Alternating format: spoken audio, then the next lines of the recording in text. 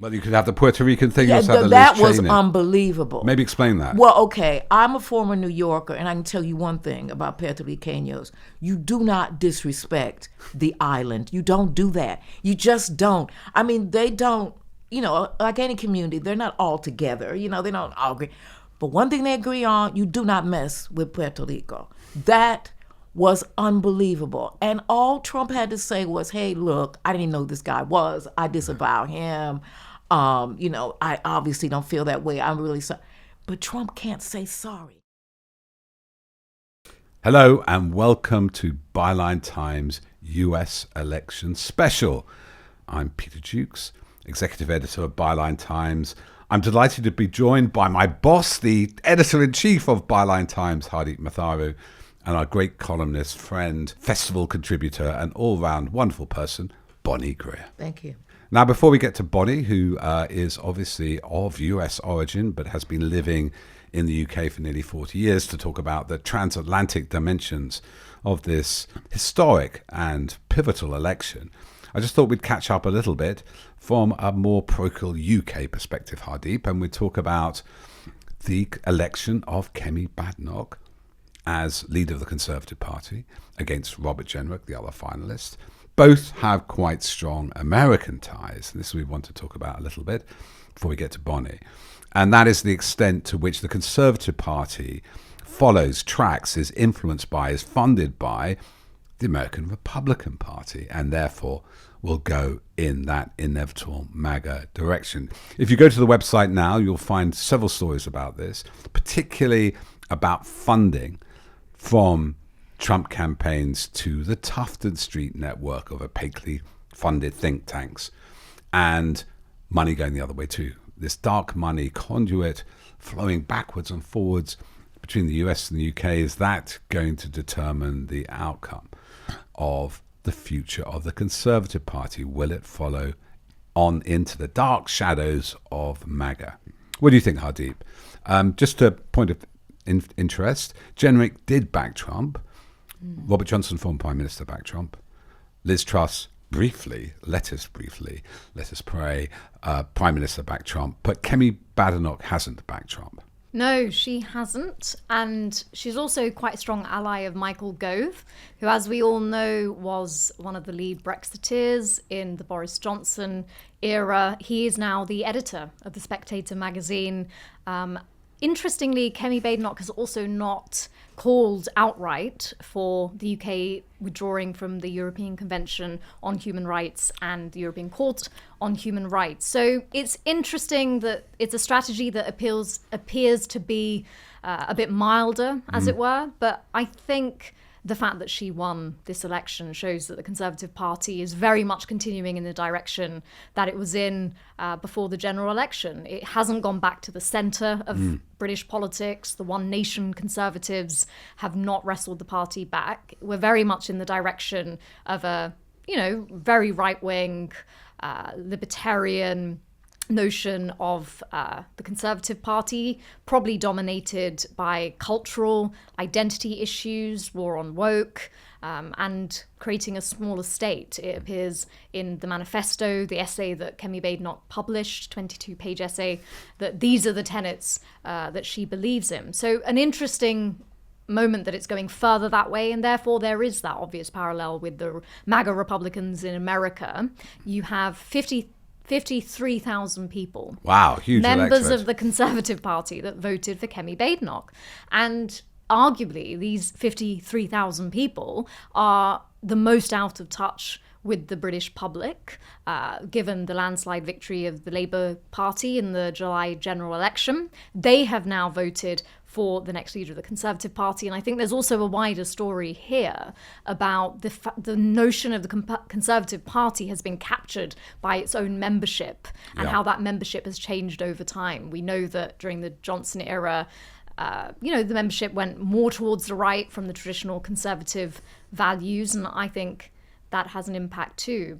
And it must be said, I think, obviously there are a reduced number of Conservative MPs in Parliament, but it's pretty split. And so she had the support, probably the lowest number of Conservative MPs who could gatekeep the final two before they go to membership. Also, it's interesting is that she hasn't backed Trump, but she is this libertarian with culture wars. And her paper, which I think was reported on by David Edgar and John Bloomfield, they read it in detail. Somebody's got to do that work, Bonnie. And she has this new idea of woke capitalism, really, that sort of the only productive people, the half the people who aren't regulated in any way, who don't work for government or don't work to regulations. A very strange take on the social divisions ahead, that i.e. if you're a police officer or you're a water company or anybody who obeys regulation, you are therefore part of this woke blob. You're unproductive, you're kind of law-abiding, but also draining energies. It's a very interesting ideology.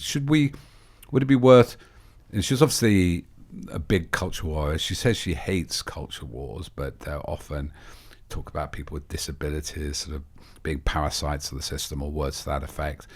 A lot of her interventions are, apart from this idea that half the country is unproductive because it's regulated, are very much on the issues of identity and the war on woke, aren't they? They're kind of classic memes of that sort. Yeah, I mean, it's an interesting moment because, as you say, says that she's not keen on identity politics and the culture wars and the war on woke.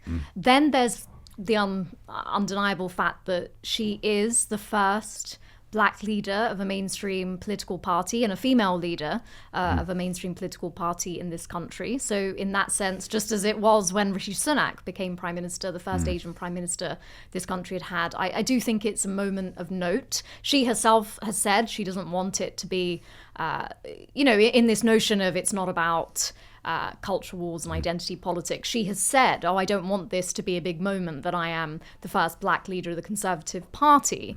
I mean, what we've seen again, Peter, in the last few days is a lot of these debates and discussions that have been going on within the commentary class of British journalism in the last few years about what does the notion of Rishi Sunak being Prime Minister, Priti Patel being Home Secretary, Kemi Badenoch now being leader of the Conservative Party, what does that represent in terms of people of colour and progress in our society in those terms? And again, I would just say I think some of the discussions have been reductionist. I've never met Kemi Badenoch, so I cannot say what is in her mind and driving her. But I do think that the notion of identity is complex, or should be seen as much more complex.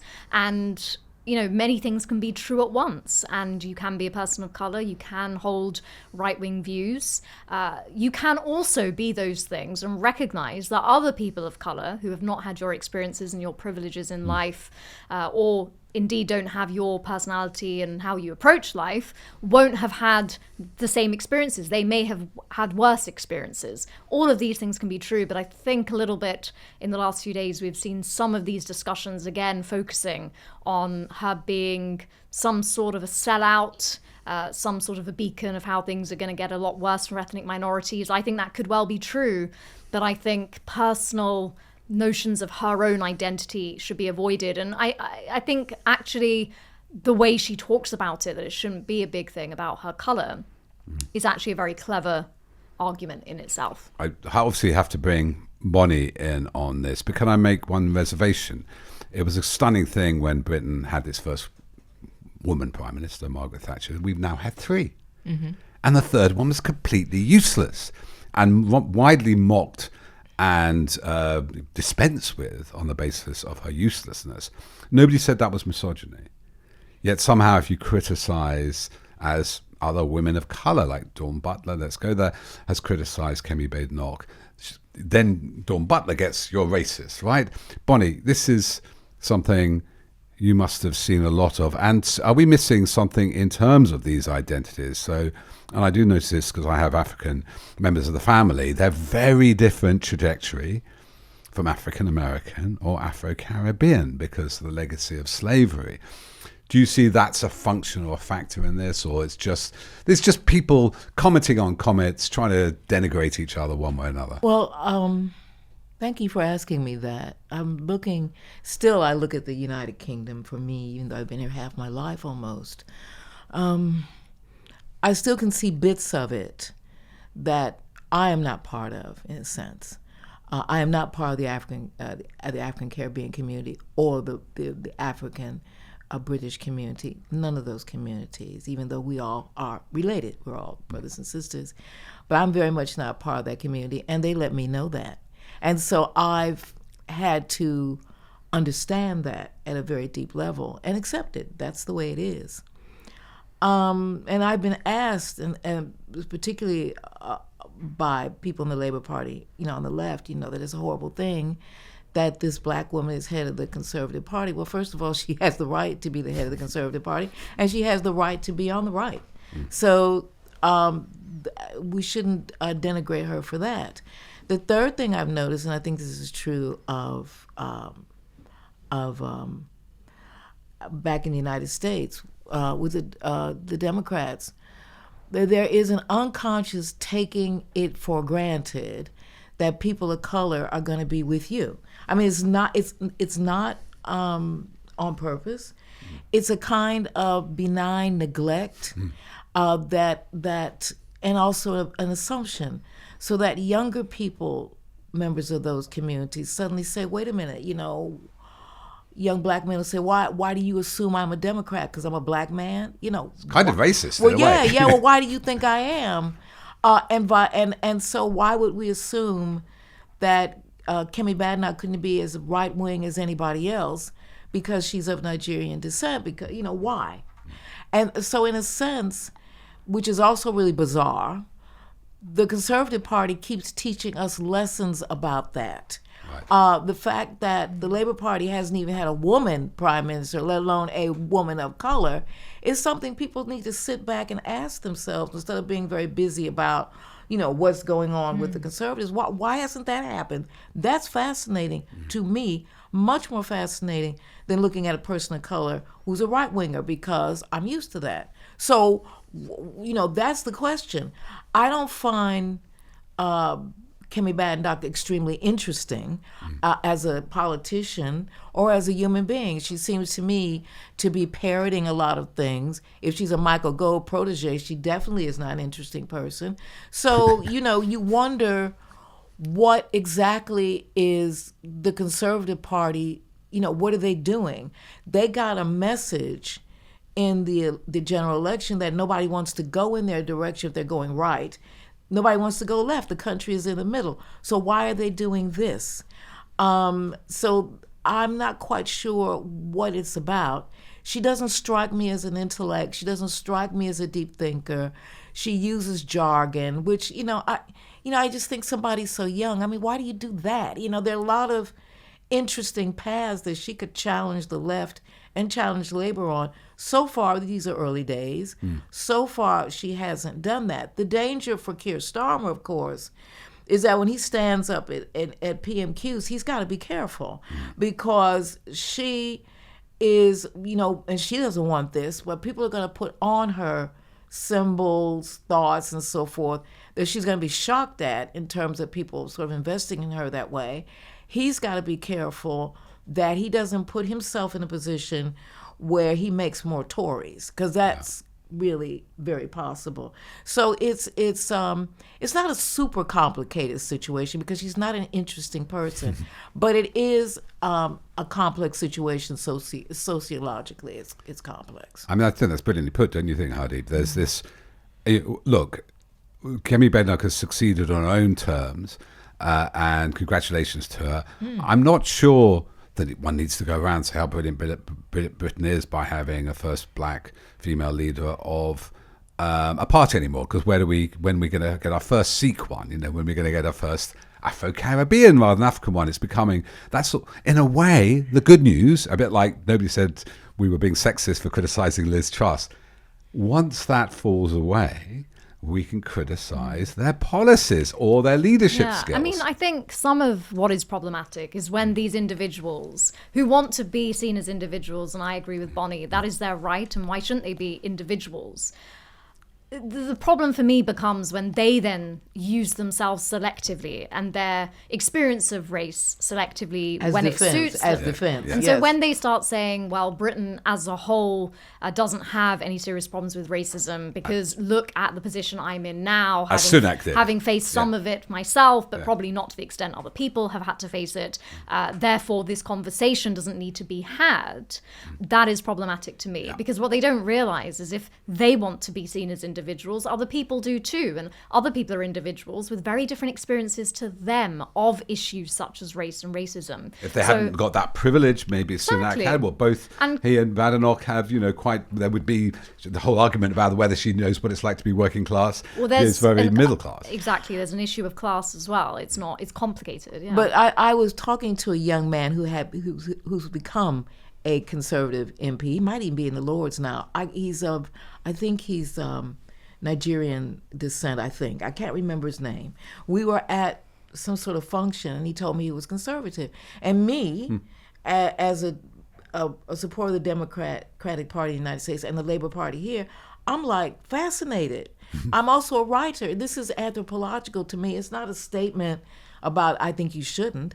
I just said, why? Why are you a conservative? This guy he can't be even 30. If he's 30, he's in his early 30s. I said, why are you conservative? He couldn't answer. And so being a playwright, I'm thinking, right, okay, I have to go there to that space. I'm thinking you might be a conservative because you don't want people to peg you. They don't want people to put you in a box. That's what you don't want. Because you can't tell me why you are. I'm not accusing you of anything. I am totally, as a writer, fascinated by a black person on the left. I mean on the right. I want to know. He couldn't tell me. Just very quickly, because I know we should get on to America, but I remember at Byline Festival, I think it was last year, Bonnie, you were recalling a moment where you were at a television studio and Kwasi Kwarteng was there too, and it was really memorable. Can you just briefly... Yes, I was on BBC tell us about on that. their Saturday show at 6:30 on Saturday, a politics show. And I walked into the studio, the recording space, and they were all there, and Kwasi Kwarteng was there. And I'm from the generation, I see a black person there. I don't even know you. I'm like, hey, brother, I have never been frozen. And I thought, ooh. He ghosted you. Yeah, totally froze me out. He didn't look at me during the whole session. He didn't address anything to me. It was a conversation. We were all talking together. And that never happened to me before. And I looked, I thought, who is this person? And I had to look him up and look up his background. So, it was very interesting. Just a brief personal anecdote, because my kid brother was half Bayesian, 6'3", clearly black heritage, adopted brother, and he joined the tennis set. He was bullied a lot, and we were bullied a lot for having a black brother, but he joined the tennis set and became a Thatcher supporter. I think that was it was joking. I bought him a Thatcher candle in 1984, but he was joking about it, but it was a way of taking people by surprise. Yeah. And then he was briefly in that set. And I felt sort of good luck to him. They couldn't sort of categorize him. Let's look at this issue when it comes to the US, because obviously we've had let's look at one scenario nobody's really looking at the moment, because they're looking at the potential dangers of a Trump victory, of Kamala becoming the first female president, and UK's been ahead of that for a long time. Absolutely. Now. We've had 3 prime ministers, and also a person of colour, but quite a complicated background. It's not clear-cut. And obviously, 2008, America had its first black president, but again, slightly complicated. He was mother was American, father was Kenyan. Wasn't a clear-cut African-American, though his wife has that very long tradition from Chicago, as you know South well. Side, yeah. The South Side. So, same part of town. So what does this mean that we are within a hair's breadth at the moment? What does it mean? What would it mean to have the first ever woman president of the United States who's a person of color? Bonnie? To me, it would mean that the United States has grown up. Partly, I think the country has never consciously come to grips with the fact that as a settler nation, it has always been about men leading the way. I mean, you think of the John Wayne prototype, you think of Clint Eastwood, you think of these people who the prototype is male, and either the female is male-ish in the stereotypical sense, or it's a man, because this is a frontier country. So in their own minds. So the idea of a woman being commander-in-chief is something that's very deeply ingrained in the United States as something that isn't really possible. It is unconscious. And the thing that's really great about Trump is as he's actually brought it to the surface. I mean, there's stuff out there now that you think, are these people serious? But they are. And things like she can't be commander-in-chief, she might be having a period or whatever, something, all kinds of horrible stuff that you thought, and these are spoken by young men, youngish men. You think like, whoa.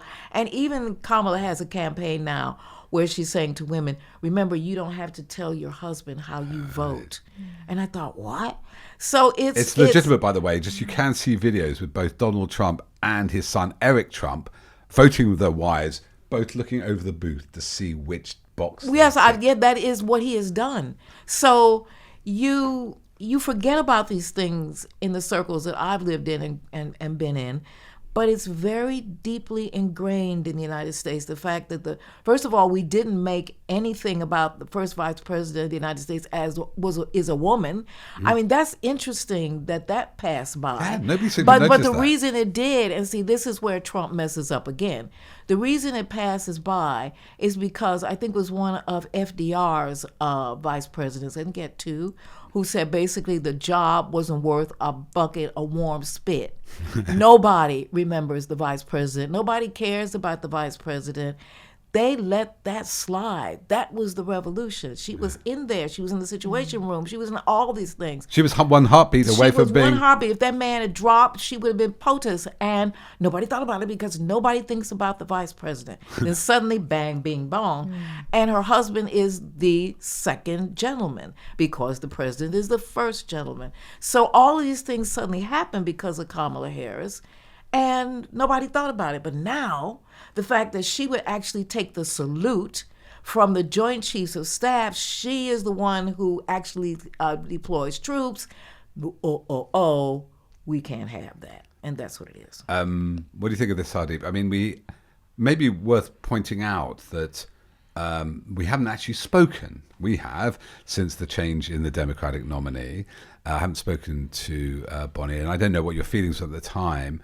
Some people thought it was a bad idea to switch and that there would be dissent in the Democratic Party. But in terms of how I've seen campaigns, and you've seen them closer and slightly more than I have, Bonnie, the Democratic Party has switched into quite a rapid, efficient gear. Lots of funding, very little dissent, very smooth campaign. And what I hear on the ground, an amazing get out the vote campaign, a ground campaign, hundreds of thousands of volunteers. From your perspective, is that something we saw again with Obama? Has got the same spirit? Do you think it's slightly because it's happened twice, it's now involving a woman, and it involves particularly seems to be encouraging women to come out to vote because of the Dobbs Act, which repealed Roe versus Wade about states' rights to abortion.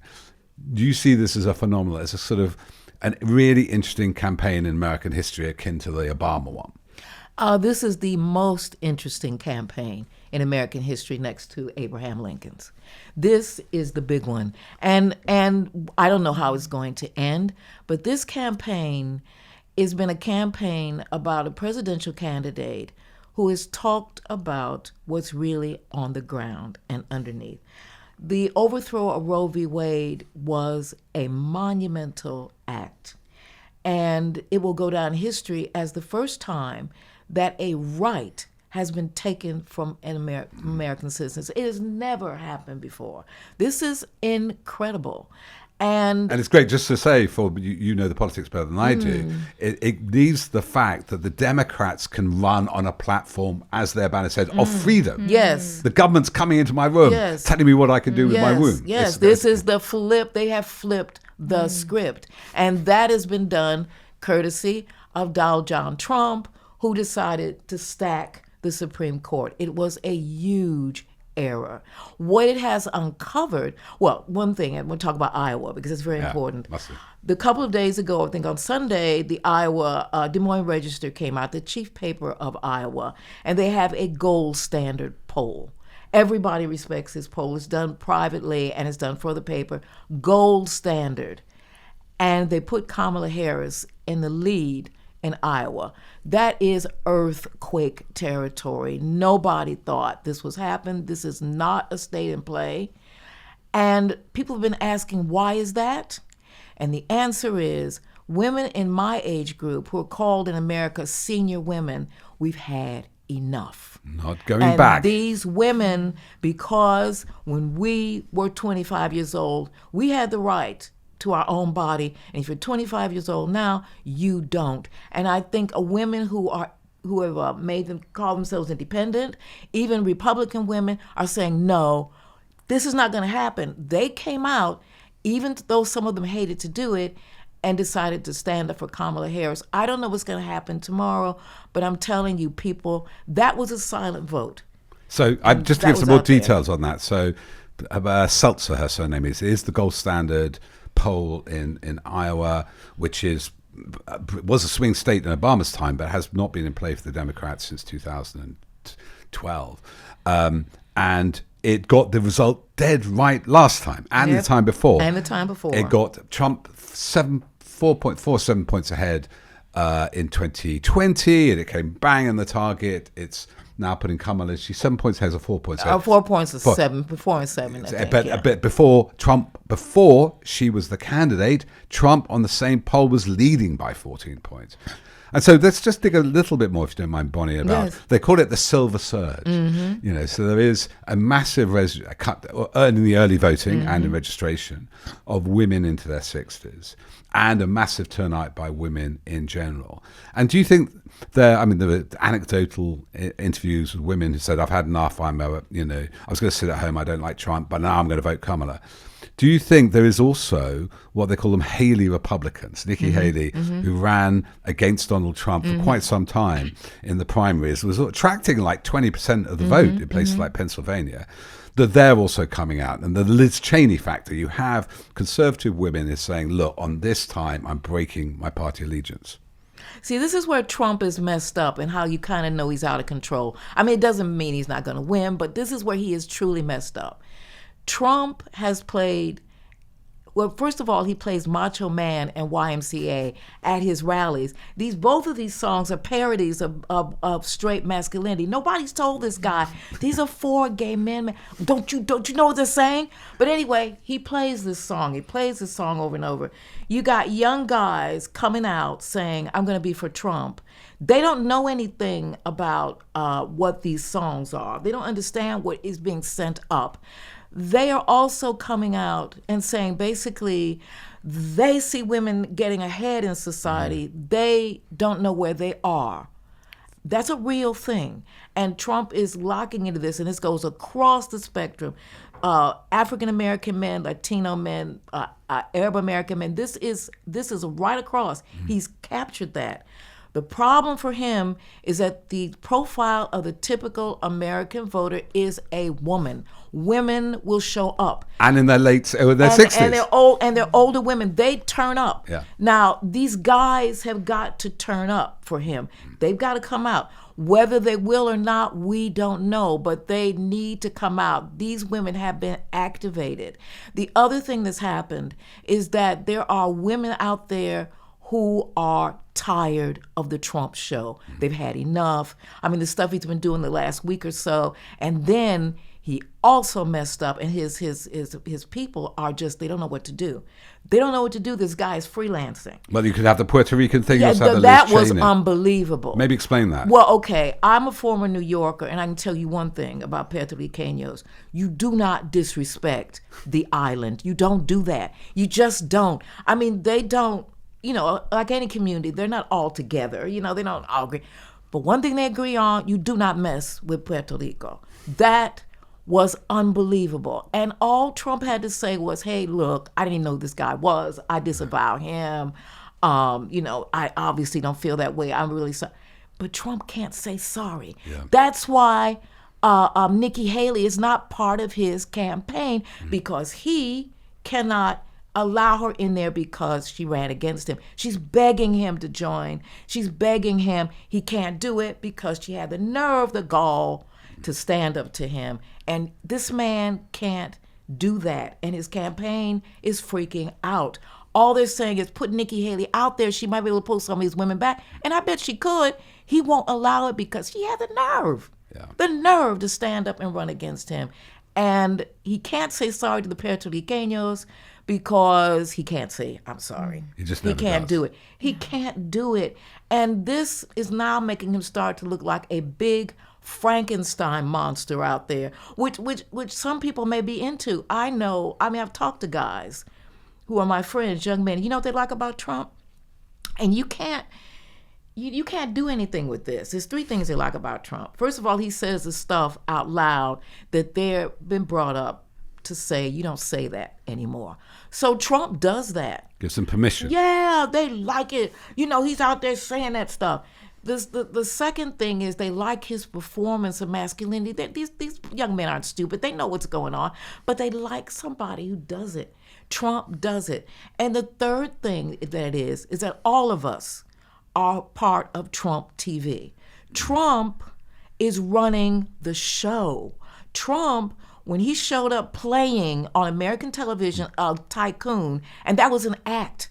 The Apprentice was an act. When he played it, a lot of people who weren't from New York, and I'm a former New Yorker, we were all laughing. But the people in Omaha were like, oh God. So he plays this act, and then he decides to actually be this act. And that's what it is. I want to bring Hardeep in a moment, but can I just ask one thing that struck me over this? Is that in fact, it's all very performative. Oh, totally. And you're watching him and you go, I don't want this guy in control. But do a lot of voters actually think he's in control? I mean, the president is actually quite remote. He's not your local representative. He's not your states. There's many layers between you. The president obviously has enormous power. But actually, if you're living in most of America, he's a TV phenomenon anyway. See, Americans we're quite squeamish people. The British are not squeamish. Americans are squeamish, which means that there's a lot of stuff that scares us, and people don't want to be honest about it. So, the song "America." I'm thinking of that as you were speaking to me. America, America, God shine His grace on thee, and fill blah blah with brotherhood from sea to shining sea. See, we're protected by these two walls of the ocean. So anybody who can make that stand up and happen, that's the first way that Americans going to go. Protect me. I mean, Pearl Harbor was a massive shock to people. All of this, 9/11. I mean, people still aren't over that because we're protected, aren't we? We got we're between two oceans. And oh my God, look at the southern border. These people are coming over here and they're coming. So it's about protection. And can a woman do that? So, Hardeep, I was picking you on this. You've written about toxic masculinity. We saw much of the same phenomena with Boris Johnson, that he was a philanderer, a liar, cheat, venal after his fast cars, fast women, all the classic lines. All should shock most people, but I think it's Sonia Pennell, who'll join us later, said, well, for a lot of Tory MPs, they'd like to be Boris Johnson. They'd like to be, a 6-year-old and get away with it. Do you think this could be, is already, if you like, a conflict of the genders, a kind of almost mythic battles between this sort of incel idea of masculinity or toxic masculinity and a different idea of femaleness and female power?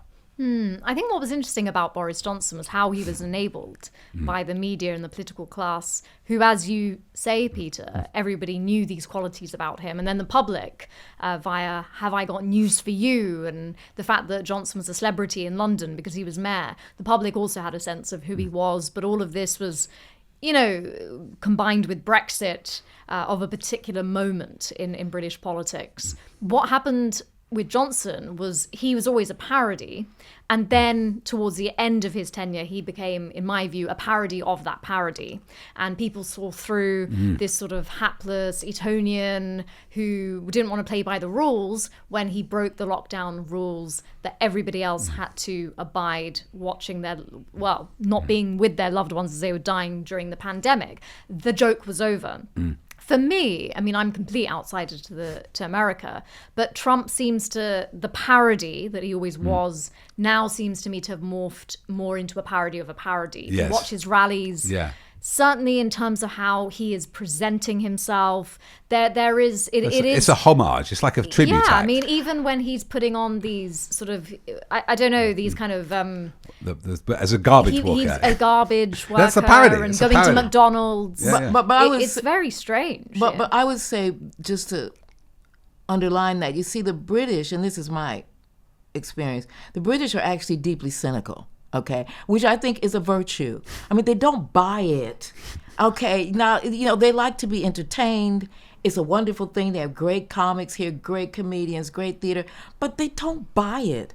Okay, they go home at the end of the day, and it's like, wow, that was really great, and they go back to their lives. All right, America is a performance in and of itself, and so partly to be an American is, I always say this, there's a movie in your head all the time starring you. And you have to be able to be the star of that film. To see somebody who's actually the star of his own film in public do that film, that's fascinating to people. But is that movie now? I've seen the local Well, more it's- recent yeah. campaigns. It's faded. It's It's a not small. the It's like same Godfather magic. 3. isn't it? Well, it's Godfather 3, all right. And people have got it already. They got it. They got the shtick, as they say in Exactly. vaudeville. They got it. They got it already. boring now. Yeah, it's not. Yeah, it's time to move on. And I mean, this is a horrible thing to say. Say it. But I mean, people, these gunshots might have came because people were bored. That's how Americans are. Okay. You think So, assassination attempts were I boredom? think some of it is boredom. I mean, that's a horrible thing to say. Well, but, you're not but, alleging but, anything bad but, there, but Trump is now boring people. He knows it. He's a genius at understanding the public. I mean, this guy used to sell fresh air and water in a bottle called Trump water. We didn't even know where that thing came from. I mean, as New Yorkers, we're laughing the whole time. But the rest of the country are like, oh my God. I think the act is died out. Doesn't mean he's not going to be the president of the United States. But, and then he's got J.D. Vance, a faux hillbilly who the people of the governor of Kentucky say, you are a disgrace to our people. And this guy, I mean, it's just all, at this point,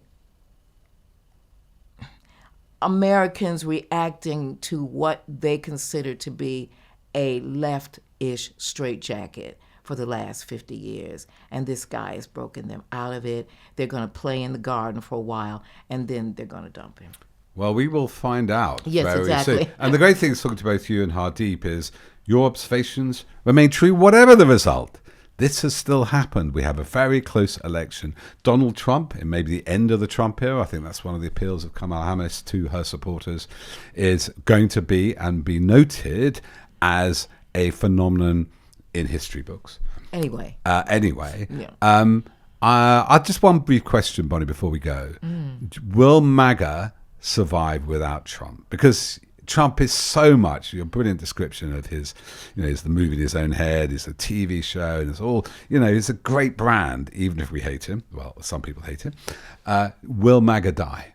MAGA began in the 1968 presidential convention with former Vice President Richard Nixon, who stood up with his hands like this. That's where MAGA began. It was pumped up by actor turned governor and then President Ronald Reagan, who allowed it to happen. He couldn't stand it, but he allowed it to happen. And then Newt Gingrich came along in the 1990s and made it a brand. And because radio had changed, television had changed, MAGA has always been a part of what the United States is. It began in the Civil War. It was brought over on the Mayflower. It will always be there. But will it be so prominent without a good figurehead like Trump? They're young MAGA people, but I don't see anybody on the horizon who can actually stimulate people as much as Donald Trump, because Donald Trump understands TV and he understands what people do when they're looking at television. And the majority of his people do not follow him online or on social media. They actually look at the box and they like him. Hardeep, any final thoughts on that, or were you? I think my final thought is, yes, the Trump campaign has come into problems.